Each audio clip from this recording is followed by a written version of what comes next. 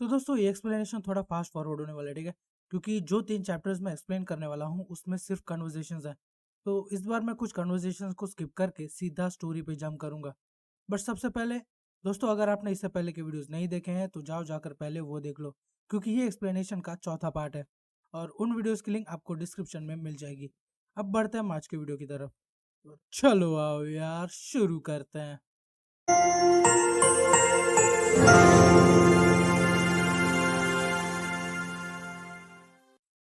तो दोस्तों, खदान ढूंढने के बाद साइंस किंगडम इतना एडवांस हो गया कि ट्रांसपोर्टेशन को और सरल करने के लिए उन्होंने एक्चुअल रोड्स बिल्ड किए हैं। और यहाँ आइडिया ये है कि खदान से लेकर विलेज तक रोड्स कंस्ट्रक्ट करना फिलहाल के लिए बहुत मुश्किल काम है। तो वो लोग खदान से लेकर रिवर तक रोड बनाएंगे और वहां से फिर सारा सामान एक बोट में शिफ्ट करके विलेज ले जाया जाएगा। क्योंकि सेंकू के मुताबिक इसमें मेहनत और समय दोनों की बचत होगी। बट रोड कंस्ट्रक्शन का क्रेडिट पूरे साइंस किंगडम को देना शायद गलत होगा, क्योंकि भाई इसमें सबसे ज्यादा मेहनत साइंस किंगडम की गोरिल्ला टीम ने की है। इवन रोड रोलर्स का काम भी भाई इन्होंने ही किया है। बट कुछ ही समय के बाद सेंकू और बाकी साइंस किंगडम के रास्ते में एक स्पीड बम्प आ जाता है। ओल्ड मैन कासिकी का सेंकू को कॉल आता है। वो समझाते हैं कि उन्हें सेलिंग बोट बनाने में कैसी कठिनाइयों का सामना करना पड़ रहा है। ये कहना गलत नहीं होगा कि सेलिंग बोट फिलहाल के लिए सेंकू का ड्रीम प्रोजेक्ट है, क्योंकि सिर्फ इसे ही बनाने के लिए सेंकू और साइंस किंगडम को क्या क्या पापड़ बेलने पड़े अब तक ये हम सब ने जाना। कासेकी का कहना है कि शिप बिल्ड करते वक्त डिजाइन के मुताबिक उसके पार्ट्स प्रॉपर अलाइन ही नहीं हो पा रहे। यानी वो एक चीज को फिक्स करते हैं तो दूसरी उखड़ जाती है, दूसरी फिक्स करते हैं तो तीसरी उखड़ जाती है।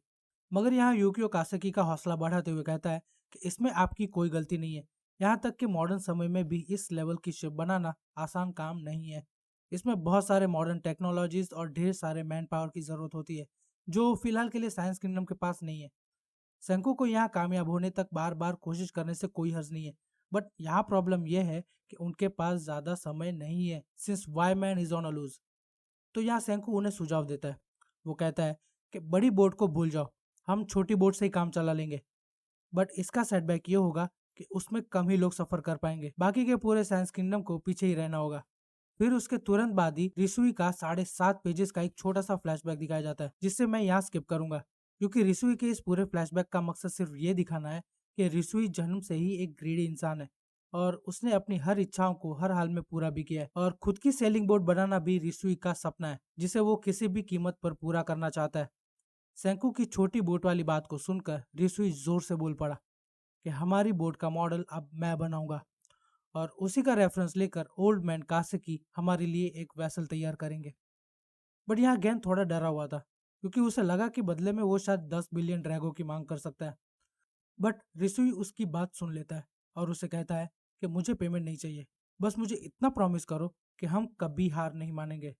और बस इतना कहते ही लोग अपने काम पर लग जाते हैं। फिर नेक्स्ट चैप्टर में ही हमें पता चलता है कि रिसुई ने शिप का मॉडल रेडी कर दिया है। अब जो काम बचा है वो है इस मॉडल की कॉपी करके एक ओरिजिनल शिप बनाना।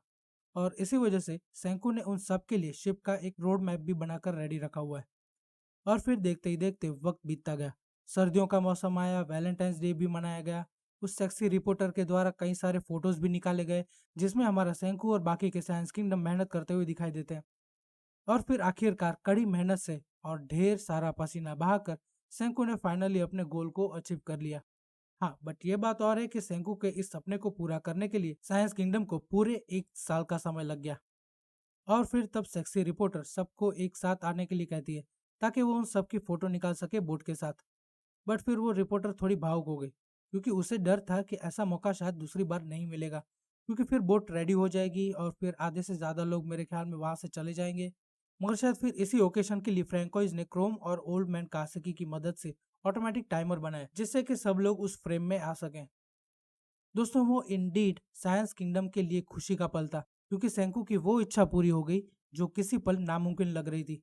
और ये है वो शिप जो सेंकू और बाकी के साइंस किंगडम ने मिलकर बनाई है, जिसका सेंकू ने नाम रखा है पर्सियस। और तारीख है 10 सितंबर 5741। मगर यहाँ नोट करने वाली बात दोस्तों ये है कि इस शिप का नाम ग्रीक मिथोलॉजी से लिया गया है।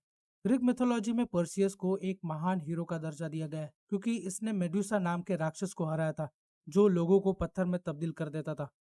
अगर यह शिप सारे राज को खोलने में हेल्प करता है, जो कि शायद करेगा ही, तो मुझे नहीं लगता कि इससे ज़्यादा फिटिंग नाम इस शिप का और कुछ हो सकता है। अब क्योंकि शिप में सब लोग एक साथ नहीं आ सकते, तो अब पूरा साइंस किंगडम दो भागों में बट जाएगा, जैसा कि उस सेक्सी रिपोर्टर को डर था। क्योंकि अगर कुछ होता है और शिप डूब जाती है, तो मानवता का अस्तित्व हमेशा हमेशा के लिए खत्म हो जाएगा। तो अब इसलिए पहली टीम यानी आधे लोग पेट्रिफिकेशन की मिस्ट्री को सॉल्व करने के लिए दुनिया की सैर करने निकल जाएंगे, तो वहीं दूसरी टीम यहीं पर रहकर सिविलाइजेशन को आगे बढ़ाएगी। एटलीस्ट प्लान तो यही है। तो अब कौन आएगा और कौन नहीं, या फिर बोर्ड पर किसकी सबसे ज़्यादा ज़रूरत है, ये डिसाइड करने के लिए कैप्टन रिसुई ने एक लिस्ट बनाई है। मगर उससे पहले रिसुई उन सबको आगाह भी करता है।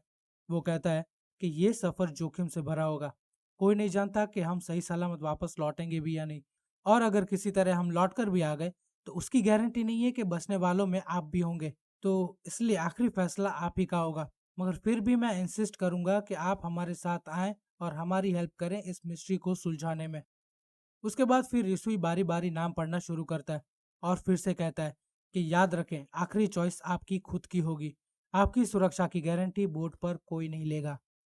मगर रिसुई लोगों का नाम पुकारना शुरू करता है, उससे पहले ही सेंकू उस बोट में चढ़ जाता है। सेंकू के साथ साथ रिसुई क्रोम, कासेकी और यूजुरिया का भी नाम लेता है। फिर सोनार और रेडार को संभालने के लिए यूकियो, शिप के कुक के तौर पर फ्रैंकोइस, और फिर पूरी गोरिल्ला टीम, जिसे सेंकू पावर टीम कहता है, जिसमें शामिल है टाइजू, कोहाकू, मैग्मा, निक्की और वो एक आंख वाला जो पुलिस में था। और फिर रिसुई किंड्रो और गिंड्रो और गैन का भी नाम लेता है।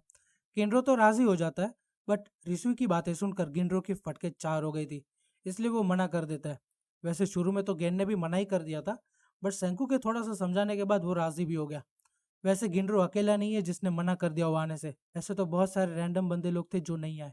बट पावर टीम के बुलाए जाने के बाद कोहाकू को एक डर सता रहा था।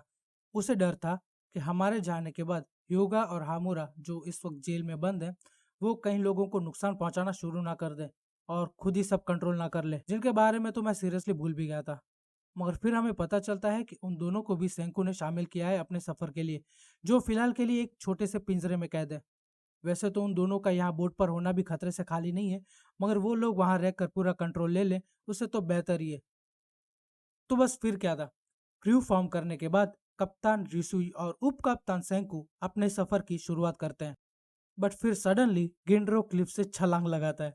सेंकू और बाकियों को पुकारता है ताकि वो भी उनके साथ जा सके। बट तब हमें पता चलता है कि भाई गिंड्रो तो नाटक कर रहा था। उसे बस लोगों के सामने दिखावा करना था, ताकि सब लोगों को लगे कि गिंड्रो कितना ब्रेव और काबिल इंसान है, क्योंकि वो जीते जागते विलेज लीडर होने का और हैरम का सपना देख रहा था। बट उसका सपना तब पानी में मिल गया जब टाइजू भी छलांग लगाकर गिंड्रो को बोट पर चढ़ा देता है।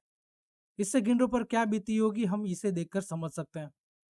खैर, ये तो थी मजाक मस्ती वाली बात। बट इन सब के बाद किंड्रो सेंकू से पूछता है कि हमारा कोर्स क्या होगा। तब सेंकू रिवील करता है कि उनका नेक्स्ट कोर्स होगा ट्रेजर आइलैंड, वो आइलैंड जहां सेंकू के पिता और उनके दोस्तों ने इमरजेंसी लैंडिंग की थी। यानी ये वो आइलैंड है जहां स्टोन वर्ल्ड के 100 टेल्स की शुरुआत हुई थी।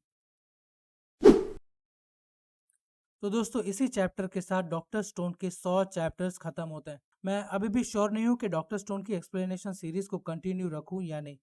तुम लोगों का इस बारे में क्या ख्याल है मुझे कमेंट करके बता देना। बाकी अगर वीडियो पसंद आई हो तो लाइक ज़रूर कर देना, नहीं पसंद आई तो डिसलाइक कर देना यार, चलेगा। बट आपके पास अगर कोई सजेशन है या कोई रिक्वेस्ट है नेक्स्ट वीडियो के लिए, तो कमेंट कर देना यार, मैं पढ़ लूँगा। बाकी ऐसे ही एक्सप्लेनेशन पाने के लिए मेरे चैनल को सब्सक्राइब करें, क्योंकि मैं ऐसे एक्सप्लेनेशंस लाता रहूँगा। तो दोस्तों, आज के लिए बस इतना ही। मैं मिलूंगा अब आपको नेक्स्ट वीडियो में। तब तक के लिए सायोनारा।